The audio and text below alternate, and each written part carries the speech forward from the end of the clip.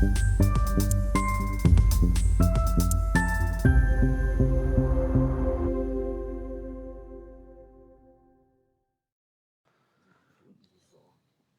perfect. Okay. Yeah, welcome to you all here today. Thank you also for the kind introduction. Yeah, today I'd like to share a journey with you that we've been on for the last few years. The Humanitarian Pilots Initiative is actually an organization that was founded in 2015 and meant to deal with a completely different humanitarian crisis in the Central Mediterranean. We still are dealing with this crisis, but we have many other projects developed since then. One of them is SVAS, the Super Versatile Airdrop System, and that's what I'd like to talk to you about today. What I'd like to share with you is basically the problem that we are dealing with when it comes to delivering humanitarian supplies on the last mile. So I'll give you a brief introduction about who we are. We're going to talk about the status quo, so how operations are looking currently. We're going to talk about what's so challenging about delivering supplies to the people who actually need them. As a fourth step, we're going to talk about SVAS, how it works, what it is, how it's used, and what it does differently compared to existing solutions. We're going to talk about the impact of our organizational philosophy on the implementation of that solution, and I'm going to give you a brief outlook. What are our next steps? What's going to happen from tomorrow on? Yeah, so as I mentioned before, we're founded in 2015. We're a Swiss charitable foundation. And the idea of HPI, of the Humanitarian Pilots Initiative, is to unite professionals from different fields within aviation. So we have commercial pilots, flight instructors like me. We have paragliding instructors, parachute riggers, specialists, air traffic controllers, all kinds of people who join forces on a voluntary basis, so without payment, without compensation, to do something good with their professional skills. We have 4 projects currently. The one I mentioned initially is the Central Mediterranean project. We also have the project dealing with the Ukraine airlift that was briefly mentioned in the introduction. We are also working in the field of anti-pollution or anti-illegal fishing patrols. And finally, we have SVAS. And SVAS is dealing with this sort of problem. Currently, in the field of humanitarian air transport, we have 2 kinds of operations. We have, on the one hand, large-scale emergency responses, and this is something that you're all well familiar with. So you will have heard of earthquakes, humanitarian crises that happen on short notice. Just imagine what happened in Afghanistan last August. So with the imminent collapse of the government, there was a huge number of refugees trying to flee the country to safety, and of course, very limited capacity. And that's something that's mostly happening on an airport-to-airport basis, and that's being done by state actors. So not so much by private organizations, but for example, by the US Air Force, German Air Force, and so on, at the request of their civilian commanders. The most important thing about large-scale emergency response is time. It's not efficiency, because for a state actor, funds are theoretically unlimited. It's a political decision whether you want to spend the money or not, but time is what matters. The other field has to do with smaller, more sustained projects. And those are mostly carried out by larger institutional NGO actors. So you may have heard of the ICRC, the International Committee of the Red Cross and Red Crescent, or Doctors Without Borders. Those are actors that engage in projects for years on end, on a long-term basis, and their needs are of a smaller capacity. And their main challenge is how to get goods from major distribution airports, where they come into a crisis region, for example, onto the last mile. And that's what we are going to talk about in a minute. And the key problem here, of course, is efficiency, because these organizations are not operating on politically approved budgets. They're operating on donations. And that means they really have to make sure the money is well spent. So that's a typical example for the emergency response. As you see, large aircraft, a secured perimeter, and money is not really an issue. And that's what we're dealing with currently on the last mile. Helicopters bringing supplies out to people in need. we briefly need to talk about the hub and spoke concept. That's something you may be familiar with from the airline world if you're interested in aviation. And that's, for example, how Lufthansa is operating.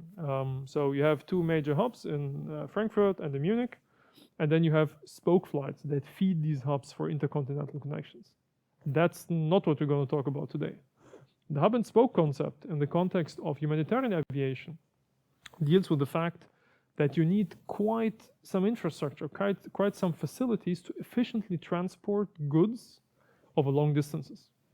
So to give you an example, if you want to provide large-scale medical equipment or construction goods and so on to a crisis region, you need a 3-kilometer runway, you need something that can take a large wide-body aircraft, and it needs to be secure. So these airports are few and far between in areas of crisis. And that means that it's relatively easy using commercial efficient means already on the market to get goods. For example, let's take the Haitian earthquake a few years ago, to get goods from Frankfurt to South Florida, or the Dominican Republic, for example. But to get these goods from there to the people in need, that's the actual challenge. That's where off-the-shelf commercial solutions normally fail, because you have two problems. Your infrastructure really goes south as soon as you get into the crisis area. You don't have these long runways. You have very limited means of overland transportation. But at the same time, your security envelope also gets much worse, especially if the crisis is man-made and not so much a natural catastrophe. So in the end, the difficult part is here. Large-scale transportation works. It's pretty efficient. It's much better than what any non-government actor or non-state actor can do. But here, in the end, that's where it gets difficult. So how do you organize the last mile currently within the current operational framework? You basically have two options.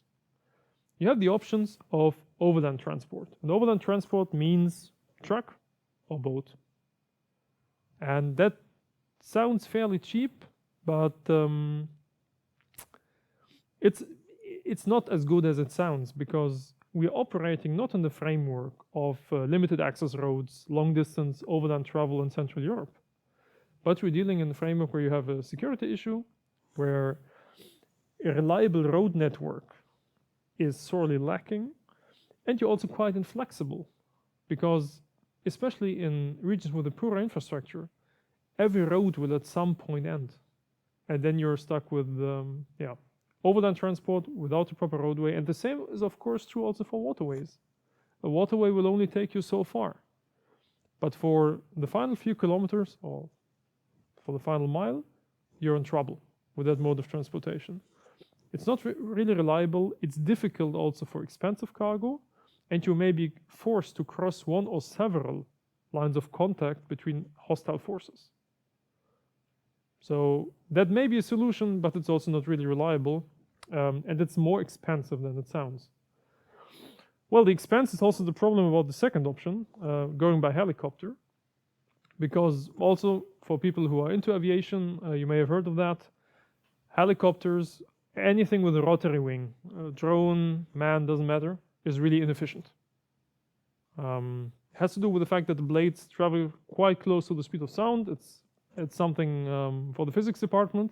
But in the end, the efficiency of this mode of transportation is really poor. So it's expensive. It's got very limited capacity. If you take a turbine with a certain number or with a certain horsepower rating, and you put it in a helicopter, it will carry about a third of the load that you could put in an equivalent airplane. And it shows. And finally, you also have a range problem. So you're quite limited in your radius of action. You can use this, or you can justify this only for the most expensive of cargo. And the takeaway is, it doesn't really work well. Just to show some pictures about how this looks in practice, it's not really nice. So this is where we come in with SWAS. Actually, that's one of my deployments during training. The super versatile airdrop system. What it does is best shown in the video. So I'm just going to play this here. I hope it works. it isn't. Okay, so the idea behind SVAS is as follows. Let's switch back to this. So we have a cargo container here, a deployment container, and a parachute. And what you do is you basically shove it out of the airplane at a relatively low altitude. You have a static line here connected, now it's extended, that automatically opens the parachute. And that allows you to simply drop with a very high precision from an altitude of about 30 to 50 meters, a payload container at a vertical speed of about 4 meters per second, which means you can drop all kinds of very sensible, very delicate stuff. It's really low tech. It's made out of recycled rescue parachutes of paragliders. So we collect them from all over Europe. They have to be trashed anyway, every couple of years. They're reusable. The payload container comes in 2 sizes. So a 0.5 meter cube or a 2-foot cube, depending on the measuring system. It's rated for up to 180 kilograms, and it's also reusable. The system works with basically any airframe that has a sideways opening cargo door. We can drop extremely fragile loads. So we can drop syringes, for example, of COVID vaccines, all done in practice. Works really nice. We can precision drop with an accuracy of 30 meters. So for me, for example, after a 2-day training, I was down to about 20. But 30 is our certificated radius. And no parachute has ever failed in practice. So you can really use this for expensive, for fragile stuff. Training is minimal, and it's effective day and night in all kinds of weather. So it's not just a sunny day option. It's really efficient. We cut costs compared to the helicopter by about 67%, even on a short range envelope, and it grows. I'm going to show you some numbers later on. It grows substantially over longer distances. And we can even serve a number of drop zones on a single flight, which a helicopter cannot do due to range constraints. So it's really the best of both worlds. Those are eggs we actually dropped in practice in Kenya. In the cargo container, proper packing, no problem. So we were surprised too. It was an experiment, but in the end, it's not a surprise if you think about it. The numbers fit.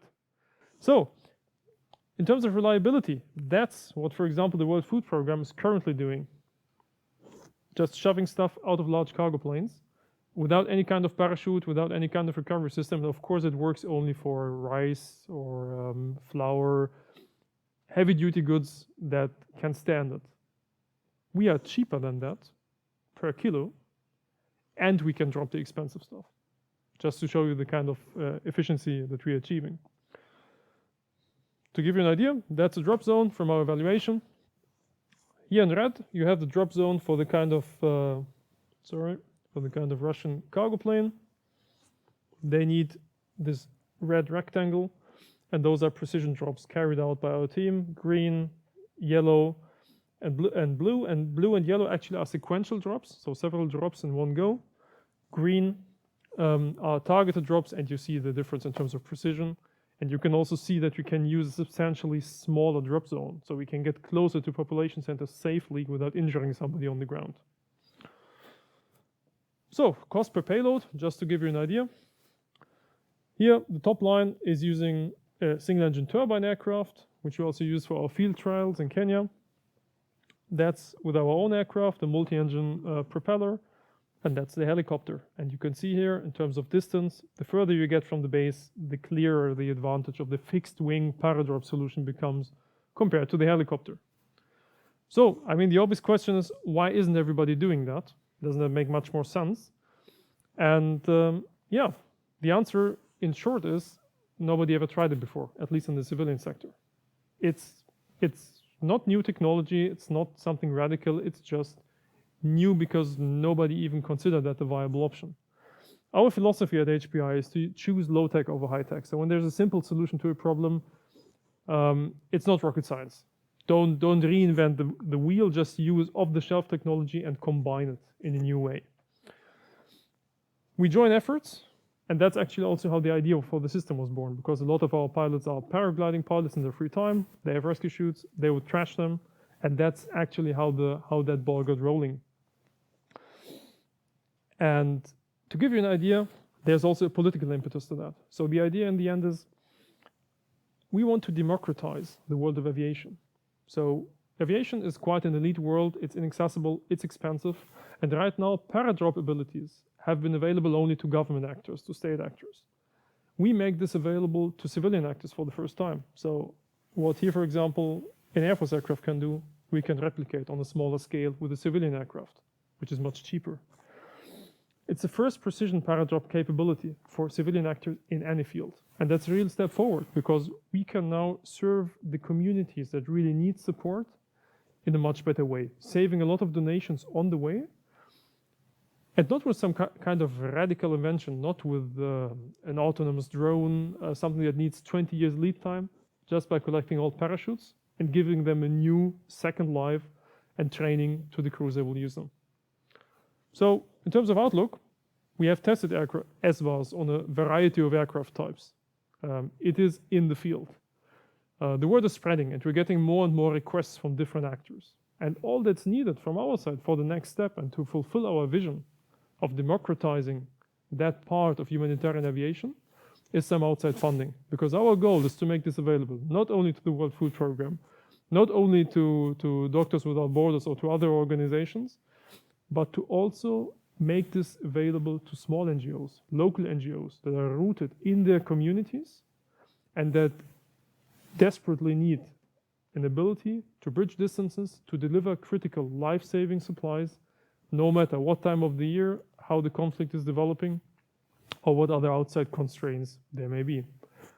That's what we're striving for. Thank you very much for lending me your time and your ears. And I'm looking forward to taking the next step together with my team here, and you, of course, on SVAs.